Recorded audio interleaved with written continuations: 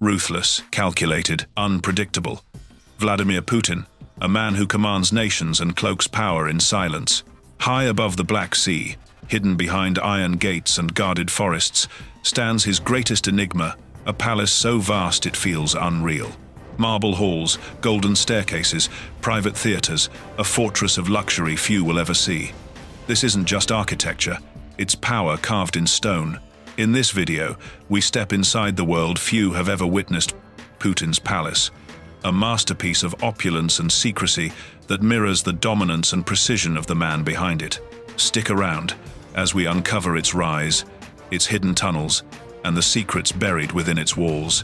The estate sits like a secret city on a rocky promontory above the Black Sea Cape Idakopas near Gelendzhik, its silhouette carved into the forested cliffs and fenced off by a no-fly zone that reads like a line in a spy novel. The main building alone is described in public records and investigations as a palatial block of stone and glass, thousands of square meters, private helipad, ornamental bridges and gardens stretching over tens of hectares, a private coast that looks and moves like state power. Step inside and the scale of indulgence becomes cinematic. Indoor pools large enough for choreography, a private theater, wine cellars and tasting rooms, an ice rink, and even a chapel rooms reworked over time from casinos and dance halls into quieter, more private spaces. Drone footage, leaked photos, and investigative reporting sketch a place built for spectacle. Marble floors, subterranean tunnels, guest wings, and service wings that read like a small luxury town rather than a single house. These details were laid out most famously in a 2021 investigative documentary that pierced public imagination and has been supplemented by multiple follow-ups. But the question that cast the longest shadow is ownership. Navalny's team tied the palace to a shadow network of shell companies and alleged patronage, estimating enormous costs and a pattern of concealed transactions. The Kremlin has repeatedly denied that the residence belongs to the president, while several businessmen later said they owned or financed parts of the estate, creating a legal and moral fog around who truly walks these corridors. Meanwhile, official disclosures from Kremlin filings still list only modest apartments and vehicles for the president, a contrast that fuels the story's drama. The deeper you go, the stranger it becomes. Beneath the marble floors of the Black Sea mansion lies a network of tunnels, one leading straight to the shoreline, another rumored to connect storage vaults and secret chambers. Blueprints leaked by contractors show underground spas, tasting rooms carved from rock, and ventilation shafts disguised under the gardens above. It's a city within a palace, one where every corridor tells the story of paranoia and perfection. Architecture whispers power. No open windows, layers of security, and a luxury built to last centuries. Above ground, extravagance takes a more theatrical form. Italian marble imported by the ton, French chandeliers hung like constellations, a private theater with red velvet seats, and frescoes painted across domed ceilings. Even the furniture is hand-carved, chairs gilded with gold leaf, tables inlaid with malachite. There's a hookah lounge with plush velvet walls, a spa that rivals royal resorts, and a winter garden glowing with tropical plants. Each detail is a message. This is not comfort, it's control. To sit here is to feel untouchable beyond the reach of time or truth. Yet, as investigations continued, cracks appeared not just political, but literal. Reports from builders described mold seeping into the marble walls, ventilation issues, and halted work orders after early scandals broke. Still, restoration began again, allegedly financed by unnamed business allies. One oligarch publicly claimed ownership to shield the leader's image, a move that only deepened the mystery. Was this grand estate ever meant to be lived in, or simply to exist as a monument to influence?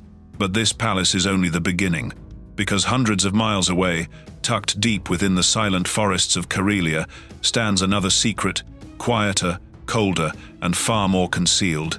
It doesn't flaunt gold or marble. Its power hides behind pine trees and frozen lakes. The Northern Retreat. Far from the sun-soaked cliffs of Gelendzhik, deep in Russia's northwest wilderness, lies a place almost the opposite of the Black Sea Palace. Locals whisper of a grand compound near Lake Ladoga, a mansion, hidden among endless forests, shielded by private roads and surveillance towers. Here, nature itself guards the secret. The air is heavy with pine and silence, the lake glistens like glass, and within that stillness stands a residence said to belong to Russia's most elusive man. Not declared, not photographed, only traced through satellite images and faint property links buried in regional registries. Unlike the marble-laden palace, this northern retreat speaks the language of solitude. The architecture blends with its surroundings: dark timber walls, steep roofs, panoramic windows gazing over frozen water. Inside, reports suggest Scandinavian minimalism meets old-world power. Fur-lined halls, amber light spilling from fireplaces, and handcrafted furniture polished to perfection. It's not the extravagance that catches the breath, it's the precision. Every piece, every wall, seems built for someone who values control over comfort. And while few have ever seen it in person, traces of its existence leak through invoices, contracts, flight paths from nearby airstrips. Journalists have called it the president's hidden refuge, a place to disappear from Moscow's glare. Some believe decisions shaping nations may have been made here, in the calm reflection of the lake outside. The palace showed wealth. This retreat shows power preserved in silence. Inside the northern retreat, the luxury isn't loud, it's whispering. Heated marble floors, cedar-paneled saunas, a private pier stretching into the lake. There's no ballroom here, no golden staircase, only quiet elegance. The estate was reportedly constructed with materials imported from Finland and Norway, chosen to endure the bitter northern winds. Beneath the main residence, some sources claim there are reinforced basements not for storage, but for safety. A power grid, independent heating, even rumored communication lines suggesting this place isn't just for rest, but for retreat during crisis. Unlike the Gelendzhik Palace, which screams grandeur, the Karelia estate hides in the shadows of subtlety. Its security presence, however, tells another story. Satellite imagery has shown multiple guard posts, perimeter fencing, and restricted access zones on state forest land, an unusual setup for a private citizen's home. Yet, ownership never appears under Putin's name. The titles circle through shell companies, fronted by loyal businessmen or government entities, forming a web too dense to trace directly. The deeper one looks, the blurrier the truth becomes. For those who've investigated, the northern retreat feels like a message carved in ice, a reminder that true power doesn't need to be seen to exist. It simply waits, hidden behind silence and snowfall. As the wind sweeps over Lake Ladoga, carrying the sound of nothing but winter, the mystery grows colder. The northern winds fade, and the screen drifts from snow-covered forests back toward the pulse of the city. The silence of Karelia dissolves into the hum of engines, the gleam of glass towers, and the rhythm of Moscow itself. Because hidden among the capital's skyline lies another piece of the puzzle, not a palace, not a retreat, but an elegant apartment said to be the heart of Putin's private world. The story moves from solitude to sophistication, from frozen lakes to marble corridors above the city lights. And as dawn breaks over Moscow, we step into the residence that hides in plain sight. The Moscow apartment. At first glance, it looks ordinary, one of many luxury apartments scattered across Moscow's elite districts. But behind its mirrored facade lies another layer of the enigma. This residence, located in a high-security compound near Moscow's Leninsky Prospect, is said to be one of the most discreet properties tied to Vladimir Putin's circle. No official documents list his name, yet investigative journalists have followed a trail of close associates, offshore transfers, and state-funded renovations that point quietly toward him. This isn't a palace, it's a command post wrapped in luxury. Inside, everything exudes restrained opulence. The floors are dark oak polished to a mirror sheen. Walls lined with Italian silk dampen every sound.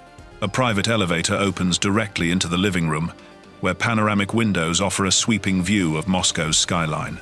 It's not excess that dominates here, but control every light, every curtain, every door operated from a single console. The atmosphere is quiet, deliberate, almost ceremonial, a home designed not for leisure, but for precision. Yet it's what lies beneath that captures curiosity. Beneath the main residence are secure garages, private tunnels leading to adjoining state facilities, and rumored underground exits known only to a few. It's the perfect metaphor for Putin's image visible on the surface, but layered with invisible depths. Unlike the showpiece of Gelendzhik or the solitude of Karelia, this Moscow residence stands at the intersection of power and privacy, the nerve center of a life that blurs the line between man and myth. The deeper you look into this apartment, the more it feels less like a residence and more like a control chamber disguised as luxury. Reports suggest that the property was once registered under the name of a distant acquaintance, then quietly transferred to a company connected to a major Russian state bank. Each transfer carefully timed, each record quietly sealed. The paper trail vanishes in layers of legality, like smoke in a mirrored room. Even the maintenance staff are said to be vetted through government security protocols. No outsiders, no eyes that aren't trusted. Those who've stood near the compound describe an eerie calm. Black sedans come and go without sirens, guards in plain clothes stand where you'd least expect. Curtains remain drawn, even at midday. It's a different kind of luxury, the kind that feeds on silence. Inside, nothing feels spontaneous. The artwork curated from Russian masters, the lighting always dim, the air temperature constant. This isn't wealth displayed, it's wealth hidden in plain sight, where privacy is the ultimate privilege. And yet, from this quiet apartment, threads of influence stretch across an empire. Meetings that shape billion-dollar decisions, phone calls that decide borders, and briefings whispered over fine china. It's said that the most powerful man in Russia prefers this place for its discretion, not its comfort. From here, he can see the city he rules without being seen himself. Every chandelier, every slab of marble, every silent corridor we've explored tells the same story. Vladimir Putin isn't just a leader, he's an architect of power itself. These are not mere homes. They're reflections of a man who built an empire of secrecy and dominance, layer by layer, brick by brick, until wealth and authority became indistinguishable. His world gleams in gold, yet remains shrouded in shadow, the perfect metaphor for a ruler both admired and feared.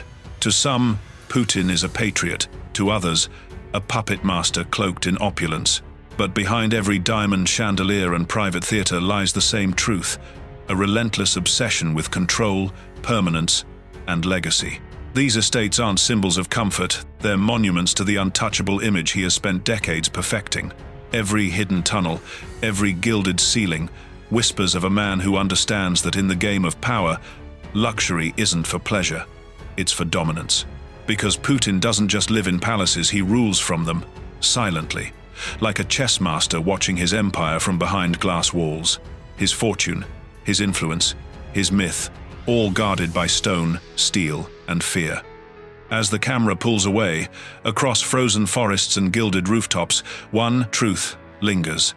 Vladimir Putin may age, but the empire he built in gold and secrecy stands timeless, a monument to ambition, control, and the man who turned power itself into an art form.